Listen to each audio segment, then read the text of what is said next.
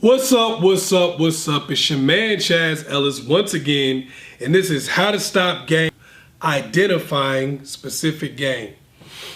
Now, once you understand the origin of game, you need to identify specific games and how they are going to be played. Identifying specific game is important because it tells you what action to take next and also what to expect going forward. Basically, what I'm telling you here is if you don't understand the specific games that people play, you're not going to recognize it as game. So anything I tell you going forward really isn't going to matter. If I say you do this, this, and this to stop game, it's not going to matter because you're not going to recognize what you're seeing in front of you as being game. You have to really get a good understanding of the specific game so you can do what you need to do going forward. Now, in general, there are three different types of games that people play. The number one kind of game is disappearing acts or ghosting. Now, that's when a person drops in and out of your life for no apparent reason. I'm sure some of y'all have already dealt with that. Basically, when you're talking to somebody, everything seems to be going good, and they just stop talking to you. They just stop showing up. Those types of things. That's when you get disappearing acts or ghosting. Now, the thing about it is this is the most popular one. It's probably the one you've seen more than anything, right? You've probably been ghosted or somebody's probably disappeared on you more than anything ever, right? Now, generally this happens when you're on good terms. That's the weird part about it. Some of you've already experienced that and you know what I'm talking about.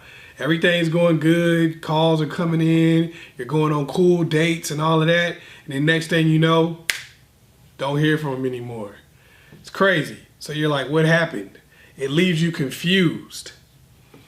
Okay? Different forms of the disappearing acts or ghosting is date missing.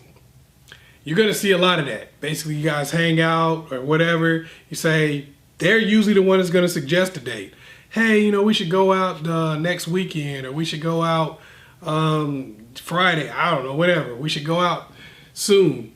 They actually set up a date with you and then just don't show up. Next thing you know, you don't hear from them for 2 or 3 weeks, maybe a week or two, whatever. But then they call you back like nothing ever happened, or they text you back like everything's all good.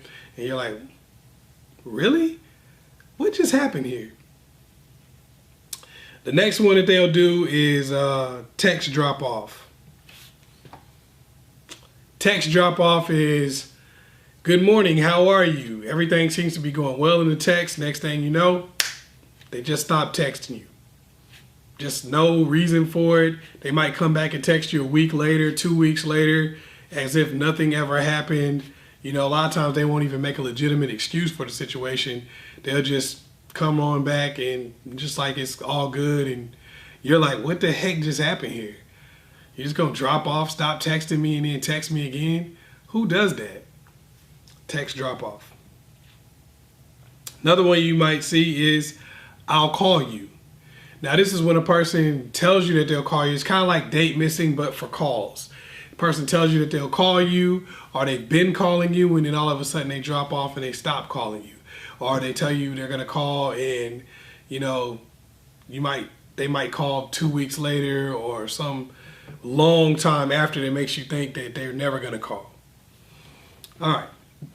So now, disappearing is often a way that a person uses the disappearing act is often a way that a person gets the upper hand. How does that happen?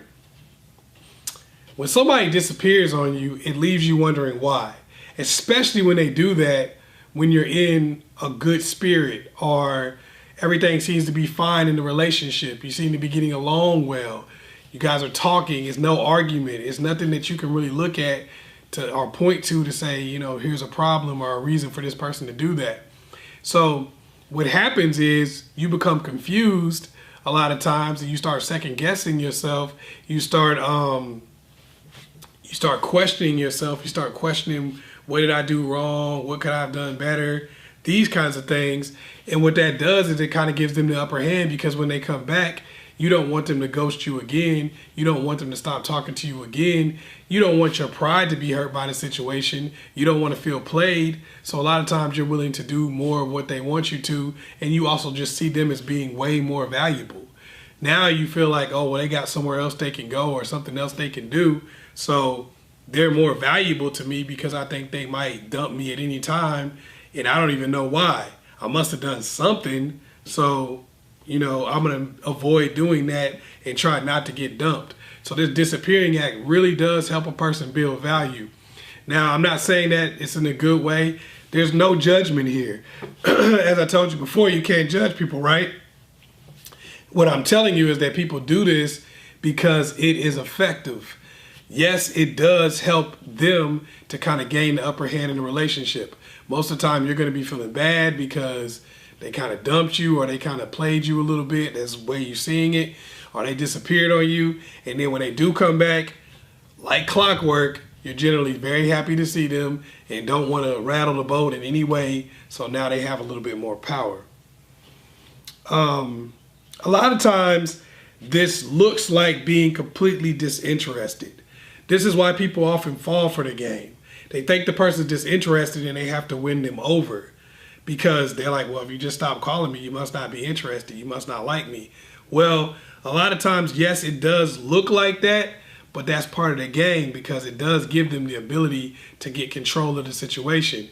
What you're going to see that lets you know that it is game and it's not really that they're totally disinterested is the pattern. They're going to ghost you for a second, then they're going to come back. They're going to keep doing this. Sometimes they'll even do it when they ask you for something and you say no. When they ask for sex or something and you say no, they might go disappearing act on you.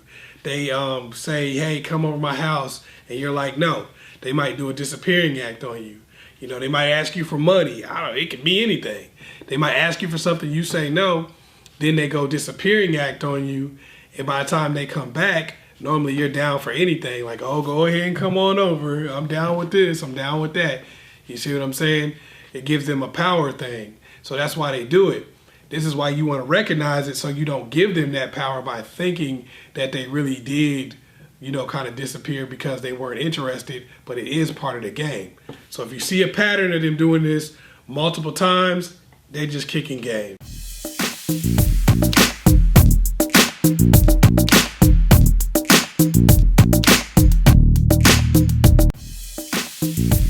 Once again, it's your man, Chaz Ellis. Peace.